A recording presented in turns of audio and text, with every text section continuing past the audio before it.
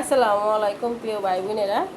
এই যে দেখুন, এই আমরা তো এতদিন খাইতাম হইলো চিংড়ি মাছের বালাচাও।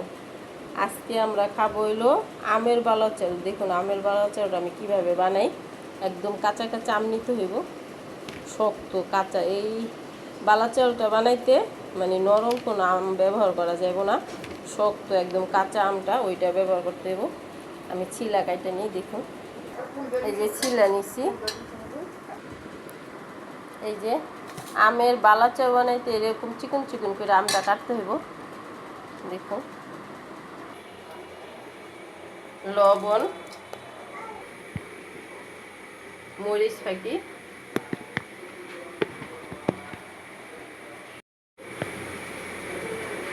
হলুদ ফাঁকি,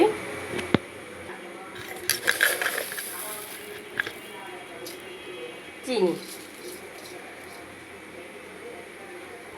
আমার এই মুড়ের 1 মুঠ চিনি দিছে। এখন আমি এই সব কিছু দিয়ে ভালো করে মাইখা 10 মিনিট রাইখা দেব। 10 মিনিট রাইখা দেব। আর এই ফাঁকে আমি পেঁয়াজ আর রসুন কুচাবো। এই রসুন 2টা রসুন লইছি আর পেঁয়াজ নিয়ে সিল্লা কুচাই নেব। এরকম একটা পাতলা সুতি টানা নেবেন। আর হইলো এই আমটা যে মাইখা রাখছিলাম আমি, দেখুন কত পানি বেড়েছে চিনি আর হলুদ লবণ দিয়া যে মাইখা রাখছিলেন, কত লবণ বেড়েছে, পানি বেড়েছে। এখন আমি আমটা এরকম সুতি কাপড়ে দিয়া, সুতি হোক আর পিছলা হোক, মানে পানি ঝরাইতে পারলেই হয়েছে, ওরকম দিয়া মানে এরকম ঝরাই নেবেন পানিটা। যে বলটাও দিয়ে নিস। আর এই দেখুন একদম একটু পানিও নেই, আমি একদম ই করে নিছি। দেখুন একদম পানি নেই। দেখুন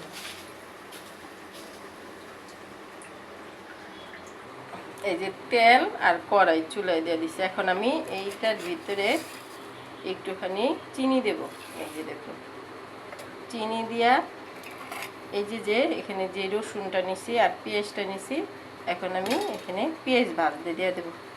এই চিনিটা দিয়ে পেঁয়াজটা ভাজলে কালারটাও সুন্দর হয়, আর এলো বেরেস্তাটাও অনেক মচমচা থাকে, তার জন্য চিনিটা ভাজবেন।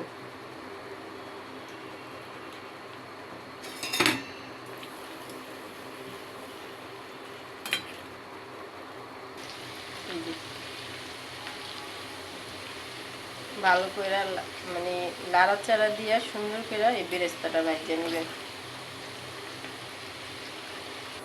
এই যে পেঁয়াজটা ভাজা হয়ে গেছে, এখন আমি উঠাই নেব।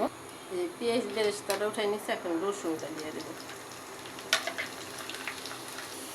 এই যে রসুনটা হয়ে গেছে, এখন আমি রসুনটা উঠাই নেব। এই যে দেখুন, এই যে এটা হলো ময়দা, এখানে 1 চামচ আমি ময়দা দেব এই আমটার ভিতরে। আর 1 চামচ আমি দেব কর্নফ্লাওয়ার। এই যে এটা হলো কর্নফ্লাওয়ার দিয়া ভালো করে এরকম ঝাঁকড়াইয়া আমি এটা শৈলে, পুরো আমের শৈলে লাগাই নেব। আমি একদম আমটা হাত দিয়া একদম 1 চামচ কর্নফ্লাওয়ার আর 1 চামচ ময়দা লাগছে, আর এটাই পারফেক্ট হয়ে গেছে, আমার আর বেশি লাগে নাই। এখন আমি দিয়ে দেব। আপনারা মাপে বেশি বানাইলে বেশি দিবেন, আর কম বানাইলে কম দিবেন। যেরকম বানায় ওরকমই দেওয়া লাগে।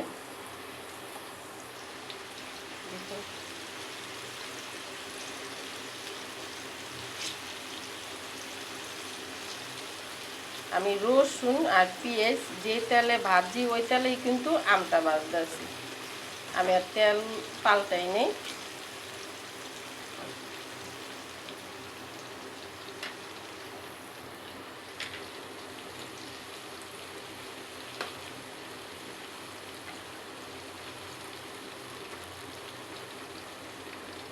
একদম বাড়ায়ও রাখবেন না চুলার আঁচটা, আর একদম কমায়ও দিবেন না, একদম মিডিয়াম আছে আমটা ভাজবেন।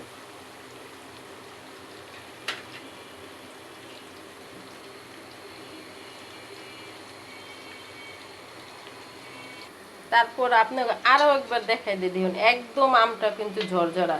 দেন আমার হাতটাও কিন্তু শুকনো, দেখছেন একদম এরকম ঝরঝরা করে নেবেন। আবার পানি পুনি সুদা নিয়ে আবার কয়েন না যে হইল না, হয় না, এটা কয়েন না। এই যে দেখুন আমটা কিন্তু আমার হয়ে গেছে। এখন আর আম বলবো না, এটা হলো আমের বালাচাও।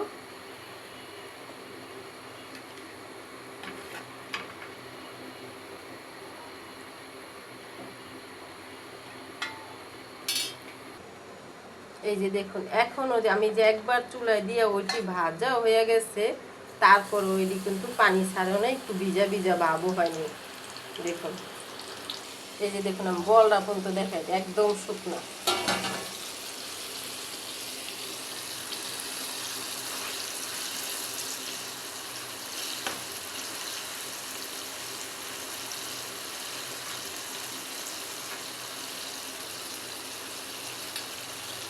এই যে হয়ে গেছে, আমি এটা উঠাই নেব।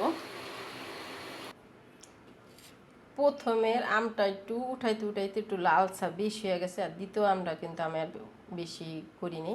তাও ধ্যানে ধ্যান আমের একটু শব্দ দেখুন, এরকম হয় আমের শব্দ, দেখছেন কত মচমচা হয়েছে। শব্দতেই বোঝা যায় যে মচমচা ভাবটা কি। আবার এই যে দেখুন দেখে, এই যে দেখুন এটা হলো পেঁয়াজ, এই যে